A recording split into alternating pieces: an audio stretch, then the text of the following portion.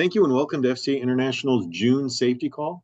The purpose of these calls is to provide information and work to create a community of safety professionals in the signatory finishing industry. The latest updates to the Ontario, Canada Safety Manual have been made and pushed out to first of all, our Ontario contractors, but a copy can be requested by emailing us at safetyhelpline@finishingcontractors.org or by going to our website at finishingcontractors.org.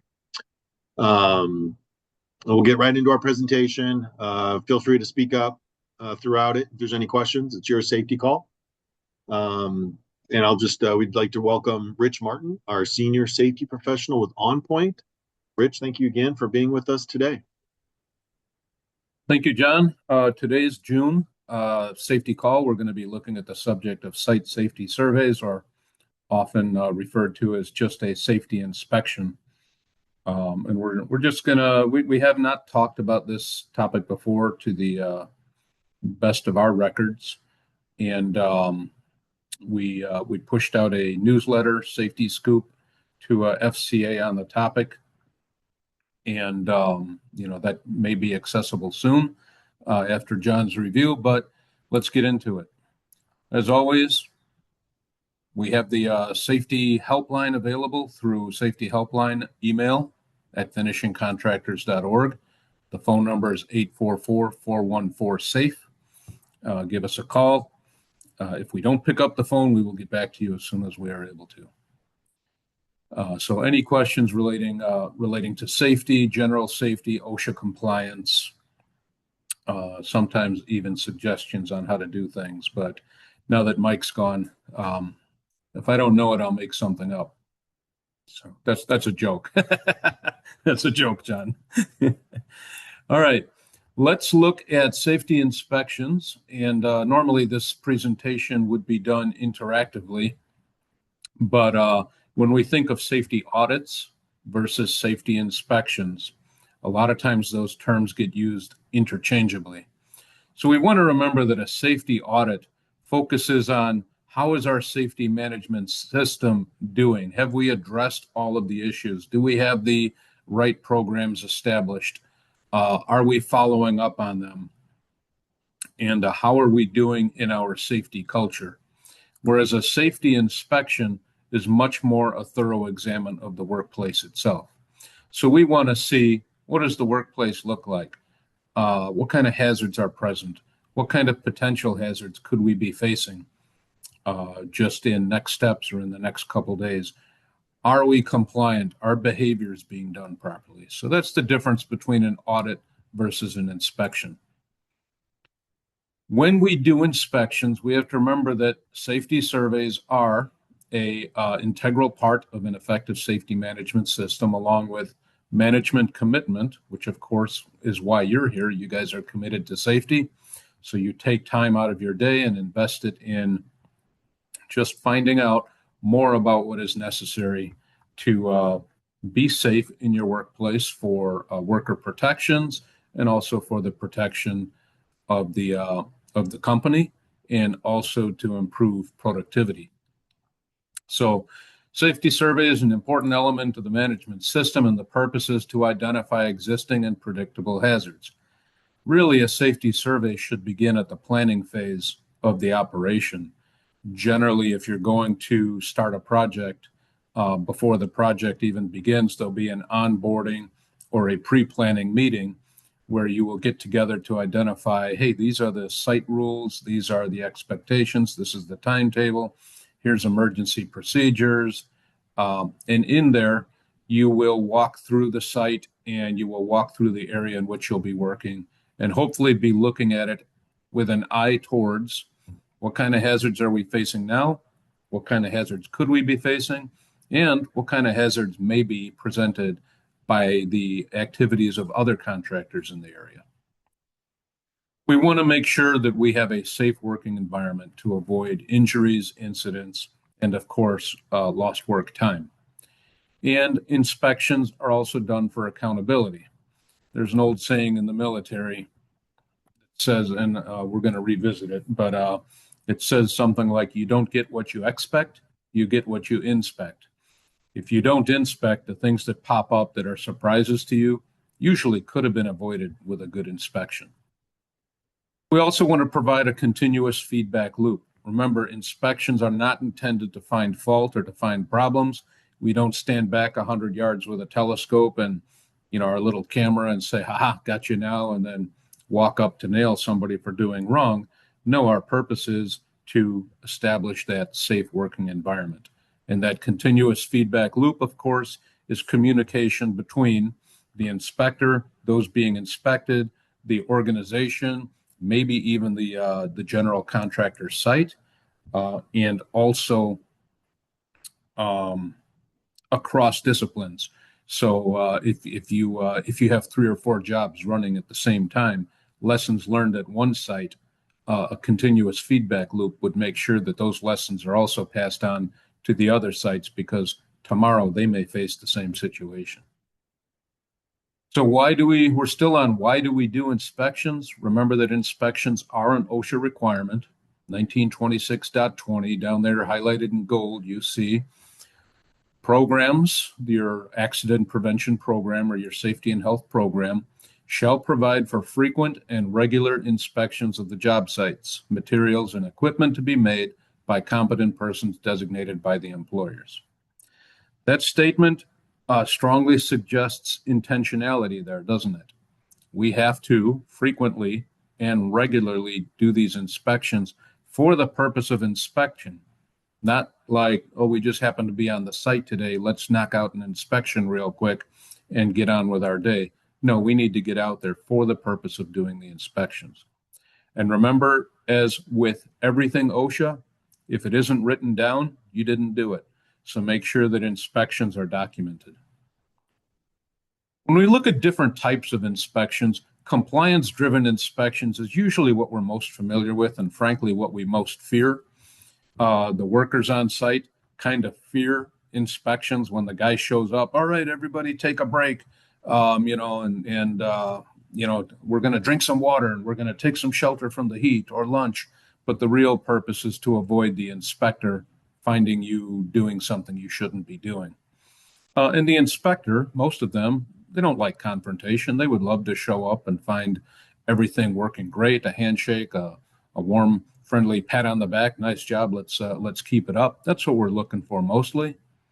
But when we do inspections based on, are we compliant with what is required, we have a tendency to be perceived by others as being fault finding. And we also have a tendency to just look for the things that we know we have to do, not necessarily looking at the things that, all right, we've accomplished what we need to do. Now, where else are we exposed and what should we do about it? These are typically done using predetermined checklists. You're looking for violations. You're not looking for what is being done right. The perception is that you are always assuming the worst about the workers. Discipline is usually the solution to the problem, right?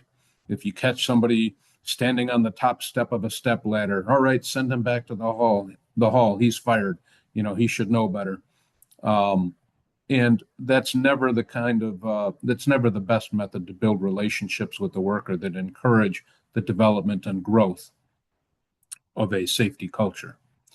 And as I already alluded to, we're looking at what we see. We're not looking at what is not yet visible. So we have to be looking for what could happen. Compliance-driven inspections are usually management-driven. Ideally, we would love to see inspections being done at every level of the organization. So management shows up, supervisor shows up on a site, and the foreman's sitting there going, oh, what now? And the workers are all sitting there making sure that their PPE's on and they're not doing anything stupid for as long as the manager is there. Safety pro or management performs the inspection and then walks away. And there's never any information shared with the employees. The employees just know that for that 15-minute, half-hour, 1-hour period during the week, they followed all the rules. They did what they were supposed to do. And then for the rest of the entire time of the week, it's let's do what we're going to do. If there was a problem, they would have told us, that kind of mentality. The impact to culture with compliance-driven inspections is that adversarial relationship, that distrust. What are they going to get me for now? And it damages the whole relationship. Hinders production. There's that employees may stop or slow work to avoid the inspection. And we've all seen the jokes and the memes about when the safety guy shows up. It's quickly around the site that somebody's there looking to find fault. Compliance-driven inspections teach workers what to do, but they don't teach them why they need to do it that way. The old saying of, if I want your opinion, I'll give it to you, mentality applies here. I've hired you to do a job. I've not hired you to think. All right. When I want you to do something, I'll tell you how to do it. Opinions aren't exchanged. Consider this. Many of you, or even most of you, have worked the job site yourself. Nobody knows more about the job or the hazards or the things you need to do to not get hurt than the worker on the ground.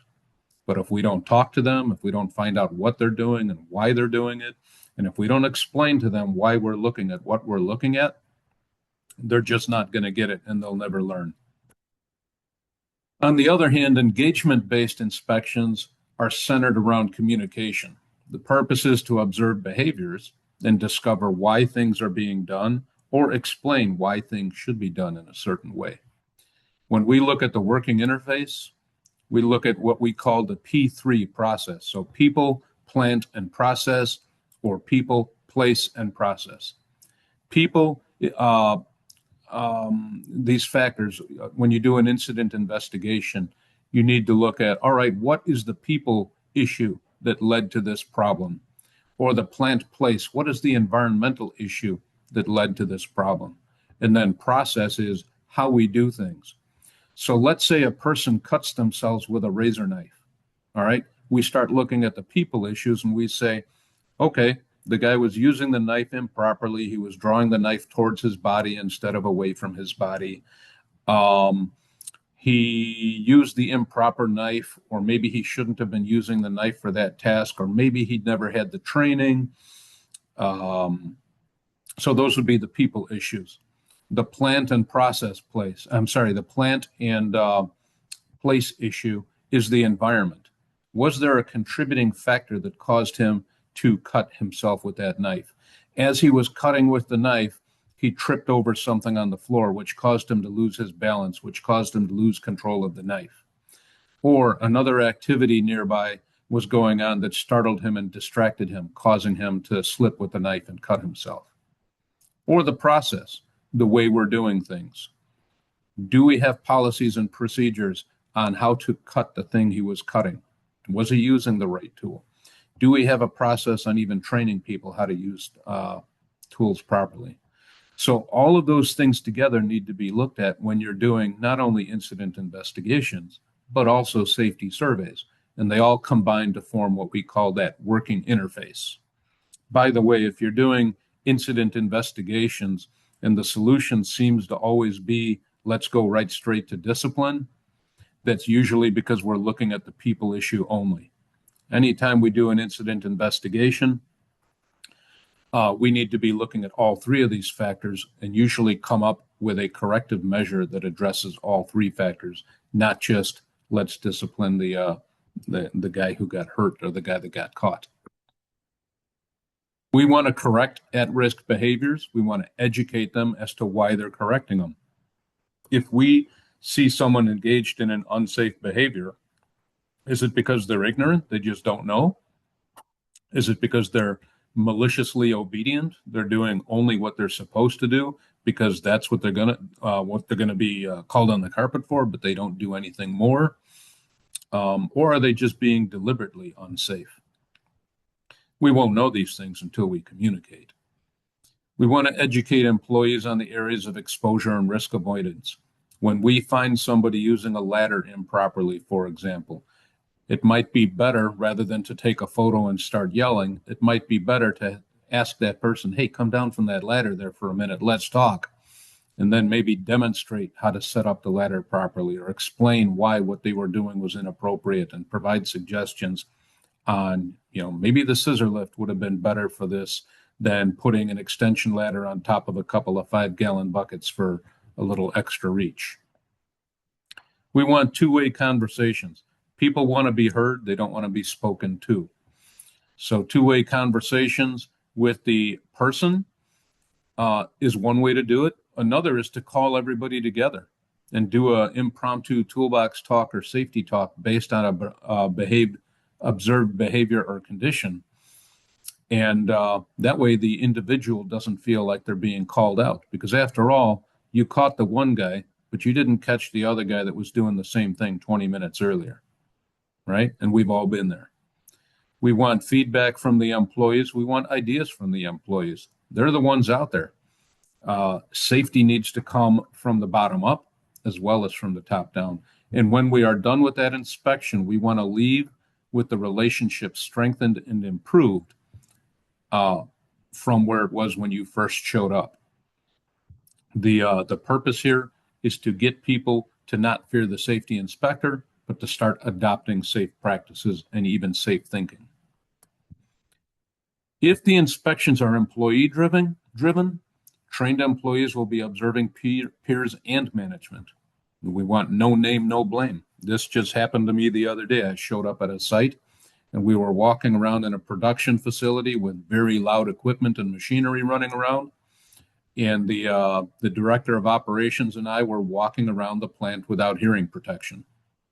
And one of the employees called us out on that. And we're looking at each other laughing because, yeah, he's right. We're in here for 20 minutes. They're in here for 8 hours. It's much more important for them to be wearing the hearing protection.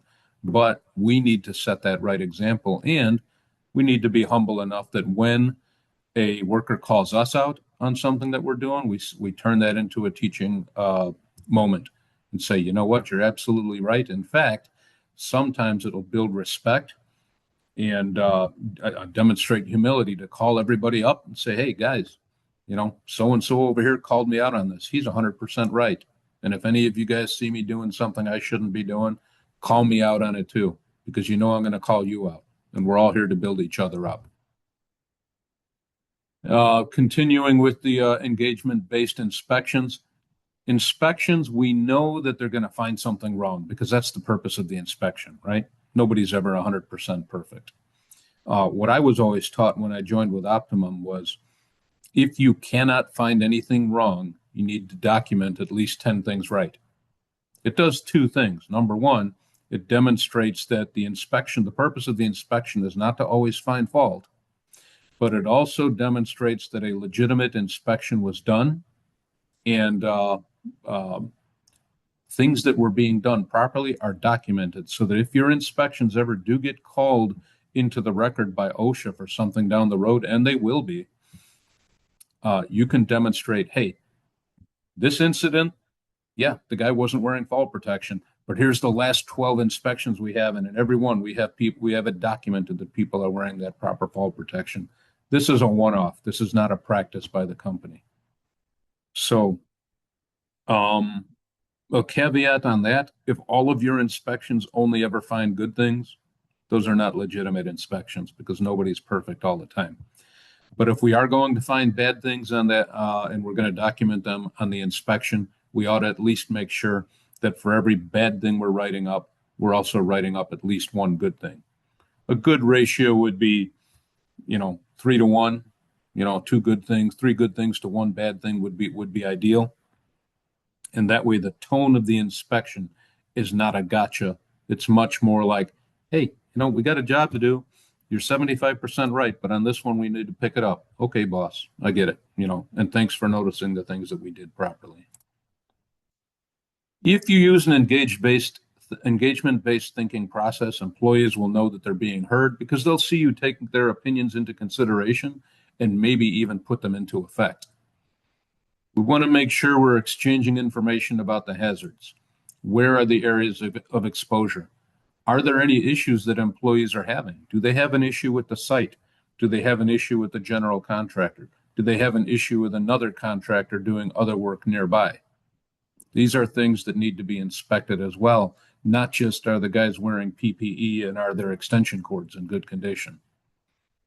If an employee has an idea on how to fix it, take it seriously. If you implement it, give credit.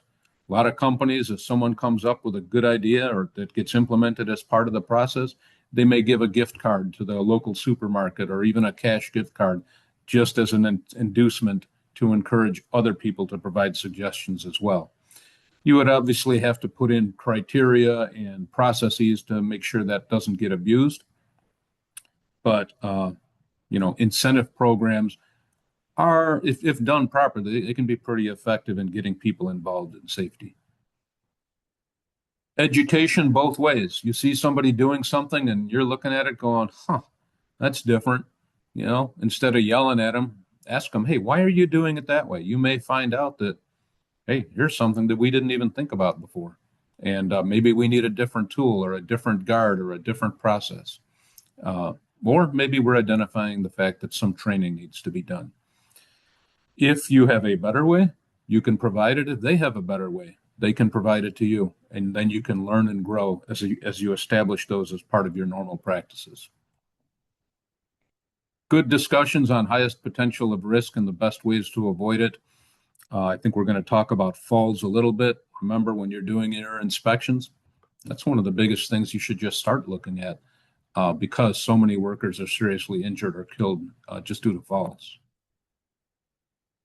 All right, so when we have a desired impact when we do inspections, and the desired impact is not just to check a box. Did I get my inspection done this week or this month?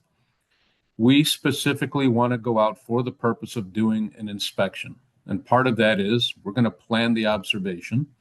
We're going to observe and recognize the behaviors, either good or bad. We're going to open a conversation about it. We're going to follow up afterwards to make sure that if there were changes directed, that they have taken place. All right, but together, when I come up with an inspection to do an inspection, I like to do the inspection with the foreman so we can walk and talk, and maybe he can teach me or I can point out things that may not show up very well on a photograph later. So if we can walk and talk together, that works well. Remember, we want to make sure that safe behaviors are taking place through education. And if we see unsafe behaviors, we need to educate why a change is needed. Our focus very often tends to be on productivity, right? Consider the job that needs to be completed along with safety concerns. When deadlines are coming close, when events overcome your plan, very often safety shortcuts are taken. We want to make sure that our inspection looks at that as well. Education, well, out in the field, toolbox talks are the most common method. It is a very good idea to have periodic safety stand downs. Once a quarter is probably good. I have one company that does a end of the year safety and review right before the Christmas holidays. And we look at inspections from the entire year and lessons learned and recognitions and things like that. And then in March, when work picks up again, we will have a safety kickoff meeting. And the focus of the day is just, all right, guys, we have some new employees. We've got some old guys who might have gotten a little bit complacent or a little bit comfortable. Let's hit the safety expectations. This job has some safety hazards. We need to make sure guys are on top of fall protection or guys are on top of working around cranes. And you can target trainings for that. When we think of toolbox talks, I just threw up 3 examples of toolbox talks that are available through FCA. I don't remember, John, how many there are, but there's hundreds. I want to say a couple, 300 at least available. And we always develop more. We just provided 3 more, and we are looking for ideas. So if you have any ideas, throw them out in the chat or throw them out at the Q&A at the end. But just some examples of toolbox talks. Our toolbox talks are not designed to impart information. You guys are professionals. You guys know your job. Our toolbox talks are set up to encourage conversation. So if you look at that toolbox talk for electrical cords, you can have a 2-minute conversation just on what electrical cords are and what their purposes is and what you need to know about electrical cords. Something simple like The longer the cord, the heavier the gauge, right? Or if you need to string more than two cords together, you either need a longer single cord or you need to get your power source closer to the work. Inspection section. You can spend 2-3 minutes just handling an extension cord and showing what to look for. Safe use, some topics there. And guys will throw things out from their knowledge and experience, and you don't have to read a word off of the toolbox talk. All the toolbox talk does is provide topics of conversation.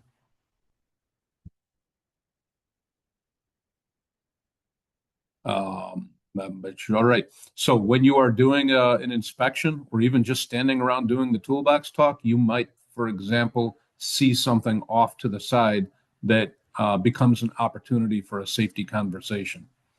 If you see a hazard, talk about it. Hey guys, what do you see about those ladders over there? Well, yeah, they could be stacked up a little more securely. That one should be rotated 180 degrees so it's leaning against the wall better. Maybe they should be moved out of the walking pathway. You can have an entire safety conversation just on the ladders. And don't pick on the junior guy, and embarrass the junior guy. Hey, junior, what's the problem over there? And the goal is to embarrass. It's not to educate. Ask the employees as a group, what will cause the next incident? You see something going on out there? Remember, yeah, we want to document it on the inspection, but open up that conversation. Hey, what could happen because of this condition right here? And you'll be amazed. The guys know what to look for. It's just a lot of times they just don't take the time to look.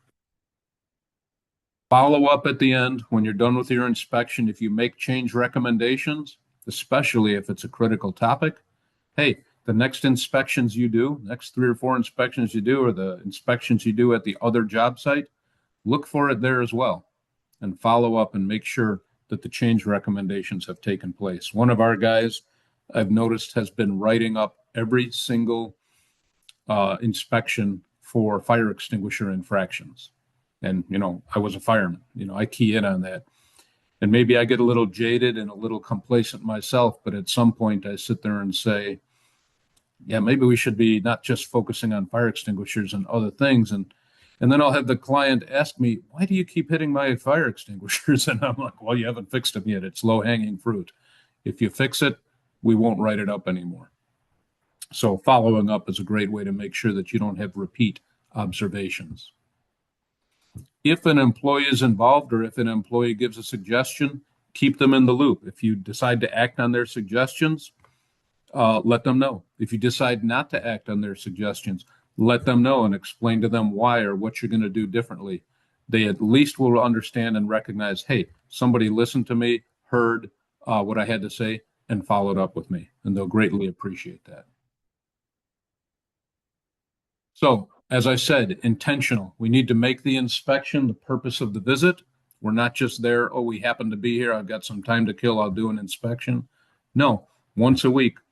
Don't schedule it, the first thing Monday morning, I'm going to do my inspection. Believe me, people will know when they come after a while, and they'll be on their best behavior then and not for the rest of the week. So mix it up a little bit. But do make your visit for the purpose of inspection, not just to drop something off or chit chat or, check on productivity. Unsafe conditions and unsafe behaviors are what we're looking for. A lot of times we will look for unsafe conditions and not focus on the behaviors because we don't like confrontation. Other times people will focus on the behaviors and not focus on the conditions because conditions cost money. No, we need to look at both of them. We want to look at our employees, why we're responsible for them. We want to make sure we're providing our employees a safe and healthful work environment. And we certainly don't want anyone in our organizational family to get hurt. We want to make sure that what we are doing is not going to cause harm or hazard to anyone else. We want to make sure that what other people are doing are not going to cause harm or hazard to us. And we also want to make sure that the general contractor is doing his due diligence to provide you a safe workplace. Fall protection is big on this. My opinion is general contractors should be providing fall protection, engineering controls throughout the site. And the only time you guys have to worry about fall protection is when you are defeating their guardrails or their safety covers, hole covers, or their nets. And a lot of times, general contractors push that off on the contractor and say, you have the responsibility to keep your workers safe from falls. Take a look at your agreements. When you bid out for a job, it might be a good idea to put a clause in the bid that says, um, we will be responsible for our activities, but in areas where there are fall hazards greater than 6 feet, the site has to provide fall protection. I'm not entirely sure how that works, but it's funny. It's not funny. It's sad. We had an incident where a worker fell through an open elevator shaft door, fell a story and a half. He was out for the season, but made a full recovery. No broken bones, just very sore. He was older, in his 50s, so his recovery time is going to be slower. And the employer had told the general contractor, "Hey, we need guardrails up there by that elevator shaft." And the general contractor was like, "Yeah, I'll get to it." Well, the guys were working up there, getting closer and closer to that elevator shaft until the guy fell through. And then they were blaming the general contractor for not providing fall protection. What was interesting is they called me and I was there 40 minutes later. And by the time I got there, everything that was a fall hazard had been guardrailed by the general contractor within that 40 minutes.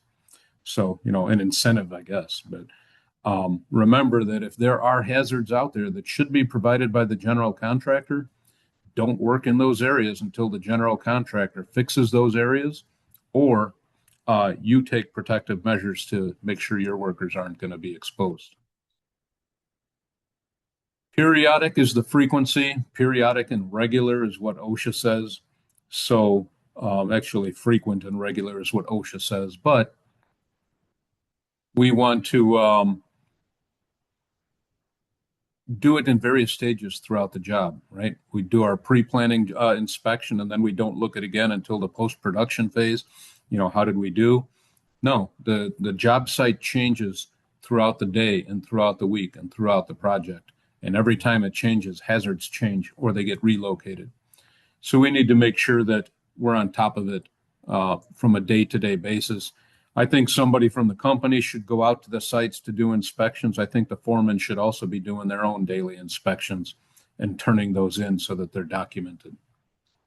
And then watch those inspections too, because foremen are really good at making sure that they look golden and that there's never any problems on their sites. When you do those inspections, don't just pick on one person. Look at all work sites and all team leaders. Watch for bias. It's sometimes why it's a good idea to bring in a third-party inspector. This guy's my best friend. I'm going to give him a pass. I don't like that guy. I'm going to be all over him. Or maybe every time I talk to this guy, he gets in my face and gives me grief. I don't want to deal with that. That guy over there is more cooperative with me, so I'll look at his sites more often. We use a tracking chart with each foreman, and it tracks how often we visited this. Well, we've seen Jose 6 times, but we've seen Miguel only 2. Maybe it's time to look at Miguel again. So watch for that bias and make sure you're hitting every site frequently, including the sites that don't have a lot of what you would consider to be significant hazards. Intermittent, so we're doing intermittent inspections. These might be based on previous findings, especially if it's a significant finding. A guy's working up in a boom lift and he's not wearing his fall protection or it's not tied off, right? That's pretty significant. Maybe the next week or even just a couple days later, while you're there just doing your rounds, maybe you're going to take a look at it right there and then document the inspection, all workers wearing personal fall arrest systems appropriately. That way you can document, yeah, we had a problem. Yeah, we did something about it. And yeah, the problem went away. So all that needs to be documented. General frequencies, remember what I said about scheduling them ahead of time? Some things you can schedule ahead of time. Toolbox talks, for example, I always recommend the first first thing Monday morning of the week. You have an opportunity to look at everybody, make sure their heads are on straight, make sure they look like they're in good condition to work. You can hit the safety topic, and then for the rest of the week, you make sure you reinforce that safety topic all week long to the point that by Friday afternoon, when they're getting ready to cut off for the week, you can ask them, what was the safety talk? And they'll be like, oh, if they never talk about electrical cords again, it'll be too soon. as opposed to doing them on Friday right before they walk out. Monday morning, you say, what was the toolbox talk? And nobody has a clue. So we want to reinforce the education. Same thing with the inspections, mix it up. Maybe you'll do it Thursday this week. Maybe you'll do it Tuesday next week. You know, the week after, first thing Monday morning, how are they doing on their toolbox talks? You're looking for that too. But your general inspections are going to be focused more on conditions, not behaviors, but you're not going to ignore behaviors. Continuous inspections, as I said, as the work site changes, the hazards change. That's why you need to do these inspections continuously. We have one client that wants us to visit each of their foremen once a quarter. But in that quarter, 3 months, they might be on a half a dozen different jobs. And I'm talking to the client going, all right, I saw John, you know, back in April. It's now July. How many jobs has he done since then? Well, a half a dozen. Do you think the one inspection we did in April was representative of everything that he did? Often it comes down to a money thing. So internally, they should be doing their own inspections. When we look at those items on what to look for, here we have a work site. You know, it looks like various stages of stuff going on in there, and we can immediately see some hazards there.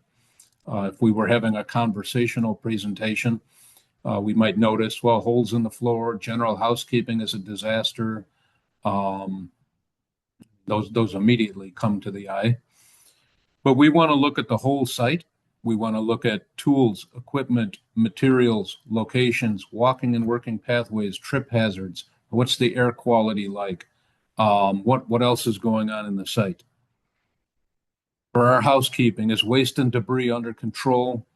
We will see, oh, I wish I had thrown this picture up. We had a site with a 4-foot mound of drywall and debris just piled in the middle of the floor.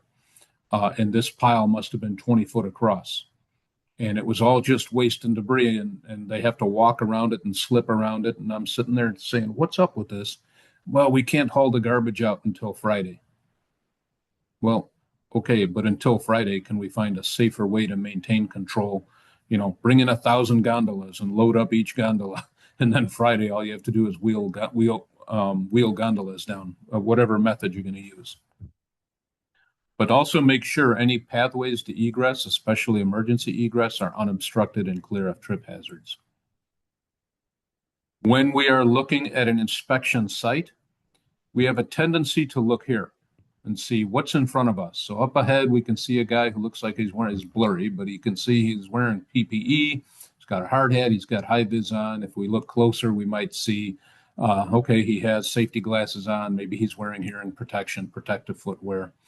But we can also see that this area is disorganized. It's not cleaned very well. Work surfaces are kind of full. Things are scattered about. Those might be some things you might want to take a closer look at. This is your big picture view. What does the site look like when I enter the work area? Then we want to transition down to, hey, what's my trip hazards? What's my fall hazards? If I step into this room, am I going to fall through a hole or trip over a cord? So we can see right here, there's a hole in the floor, there's cords there, there's materials and waste on the floor that we can slip and trip over. And everyone forgets to look up.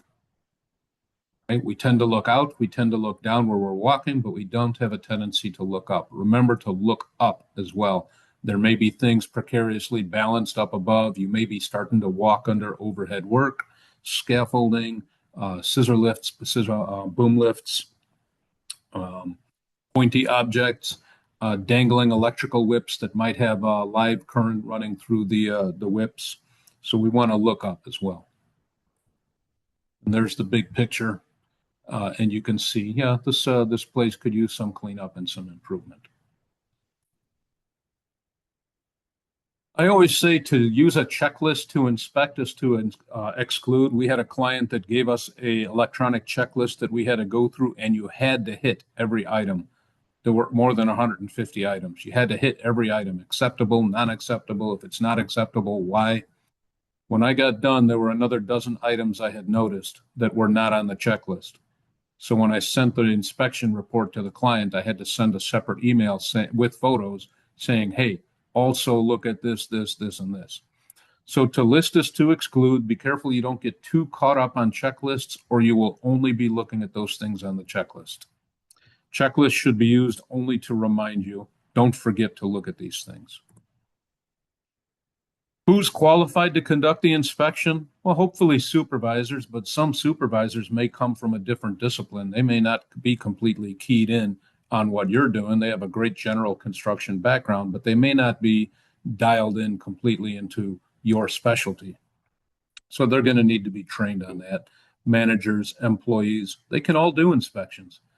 It's a good exercise in building safety culture to give an employee, hey, I want you to do a site safety survey today. If you use an online app, if you use photos and in a Word document or something, but just have them do it as well, and you'll be surprised what they find or don't find. Right? There should be things that very often they're really good at finding things they don't want to, not finding things they don't want to change. So if there are things that you see that, hey, how come you didn't pick up on this, or what did you not see this? You can educate them as well. And those checklists, if you do use them, they need to be available or people will just stop using them. Are the checklists kept updated? We have seen checklists from 2019 checking for things that they don't even do anymore. And they do things that are not on that checklist. Safety team members, do you have a safety team in your organization? There should be a representative from each level, from the guy who pushes the broom to the guy who signs the paychecks. Somebody, a representative from each level on that team, so that you get a good round perspective from all areas. And then also, well, it's our job, but, consider bringing in outside safety consultants to help you see the things that maybe you have grown blind to. Insurance loss control consultants, they can help out too, but remember, they are there more from a perspective of risk loss, and not necessarily for general employee safety culture development or well-being. So they have their own focus. The people who are going to be doing the inspections, do they need to be trained? Make sure that they get the training they need. If you're not satisfied with the inspections they do, then make sure that that they are trained to understand how to meet the expectation. Follow up, as we identified before, hey, the scissor lift, the guardrail gate doesn't latch securely. All right, well, we'll follow up maybe the next day and check that gate and make sure it latches securely. Sometimes it's just a matter of WD-40 in the latch mechanism. Maybe it's tightening up of the self-closing spring. But did it get fixed? If you inspect things, write them up, turn them in, and nothing happens, then people won't respect the inspection process, nor will they participate in it. Is discipline necessary? If it is, make sure it's progressive. We don't go straight to fire the guy. Sometimes it's just the guy was having an off day and needed a reminder. Sometimes they just need a counseling session. Sometimes they need a written reprimand. Maybe suspension is necessary. But make sure that it's documented, it's corrective, not punitive, and that it is done fair and equitably, so everyone understands that, hey, yeah, they called him out. I shouldn't complain when they call me out. Or why are they always calling me out and nobody else? We want it to be fair and equitable. Identify hazards. This is usually done through job hazard analysis, and there is a process in the FCA Safety and Health Manual template. There's a program in there for job hazard analysis, including forms that can be used to conduct such hazard analysis. Make sure you're identifying corrective measures and implementing them. OSHA does look for those things if there is an incident where someone does get hurt. Make sure any lessons learned, any expectations or processes that are developed get passed on to the entire organization. Very often what happens is someone is observed doing something improper, and that person gets a stern talking to, and nobody else even knows what happened. And then you're running around going, why is everyone not using the ladders properly? Well, the information may not have been passed on to the entire organization. So when you have the opportunity to engage in some corrective measures, some corrective actions, make sure everyone knows what those measures are and what the expectation is. That's what I have on safety inspections. Open it up for Q&A, and we'll leave the screen here for the safety helpline, so you guys can grab it if you need it. And I am available through email or by that phone number. Thanks a lot, Rich. That was great stuff. Are there any questions for Rich? Now would be a great time. Thank you, Beth, for joining. We got some requests for the toolbox talk throughout the call, so thank you for that. We'll get that fulfilled. Right. Well, Rich, that was great stuff. I don't see any questions coming through, but again, thank you. Beth, I got your comment on the toolbox talks. We'll make sure you get the latest on that. Yeah, as Rich was saying, they did put together a few new toolbox talks for us, and we will get those. Those can all be requested, and will be included in the toolbox talks library. And we'll also get that out in an email just to promote it, let people know what we've got out there. I did mention that we just got out the Canada safety manual, but we did also publish the U.S. safety manual. I think that was done after our last safety call, but that was pushed out to anybody that's received it in the past. So if you did not receive that, go ahead and please send in a request or request that through the website. So we'll get that fulfilled for you. Yeah, on the topic of toolbox talks, our toolbox talks tend to be fairly general in nature. If you need something specific, let us know. If you have something where you feel your people need a little bit more exposure to a topic, and we don't have that toolbox talk in the library, let us know. Let us know. Even if you don't check the library, let us know anyway. And if it doesn't exist, we'll develop it. If it does exist, we'll direct you to it. Yeah, that's exactly right. So much of what we do here at FCA is based on, what our contractors are looking for, what's come up in discussions and what you need. So that's usually where our best content comes from, is what you feed us. So please continue to participate like you have. Thank you so much for being here with us, and please continue to hit us up with any ideas that you have for what we can provide. So we're here to serve you. With that, Rich, thank you so much. We